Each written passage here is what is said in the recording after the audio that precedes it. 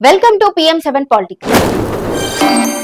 Israel Iran మధ్య ఉద్రిక్తతలు ఇప్పుడు చమురు బాంబుగా మారాయి. అమెరికా యుద్ధ రంగంలోకి దిగిన తర్వాతే అంతర్జాతీయంగా క్రూడ్ ఆయిల్ ధరలు ఒక్కసారిగా 2% పైగా ఎగిసిపడ్డాయి. ఇది కేవలం విదేశీ సమస్య కాదు, మన దేశం మీద కూడా దాని ప్రభావం త్వరలోనే పడే అవకాశం ఉంది. అగ్రరాజ్యం అమెరికా ఇరాన్లోని 3 అణు కేంద్రాలపై క్షిపణి దాడులు జరిపింది. దీంతో సహజంగానే అంతర్జాతీయ చమురు మార్కెట్లు ఒక్కసారిగా కుదేలయ్యాయి. బ్రెంట్ క్రూడ్ ఫ్యూచర్స్ ధర బ్యారెల్ కు $78.66 కి పెరిగింది. ఇది 2.14% పెరుగుదల. వెస్ట్ టెక్సాస్ ఇంటర్మీడియట్ ధర కూడా 2.06% పెరిగి $75.36 కి చేరింది. ఇరాన్ రోజుకు 3.3 మిలియన్ బ్యారెళ్ల ముడి చమురు ఉత్పత్తి చేస్తోంది. ఇందులో 1.8 నుండి 2 మిలియన్ బ్యారెళ్లను ఎగుమతి చేస్తోంది.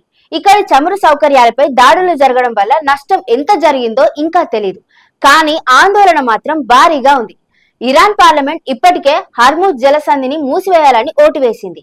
ప్రపంచ చమురు రవాణాలో దాదాపు 20% ఈ మార్గంలో జరుగుతుంది. ఇది మూసేస్తే ప్రపంచం మొత్తం చమురు సంక్షోభంలోకి జారిపోతుంది. ప్రస్తుతం భారత ప్రభుత్వం తెలిపిన వివరాల ప్రకారం తగినంత నిల్వలు ఉన్నాయి. పలు మార్గాల ద్వారా సరఫరా జరుగుతోంది. కానీ మార్కెట్ ఒత్తిడితో పెట్రోల్, డీజిల్ ధరలు ఎప్పుడైనా పెరగవచ్చు. ఇది కేవలం చమురు సమస్య కాదు, భవిష్యత్తులో వస్తువుల ధరలు, రవాణా ఛార్జీలు, ప్రతి ఇంటి బడ్జెట్ పై ప్రభావం చూపే ప్రారంభ సంకేతం.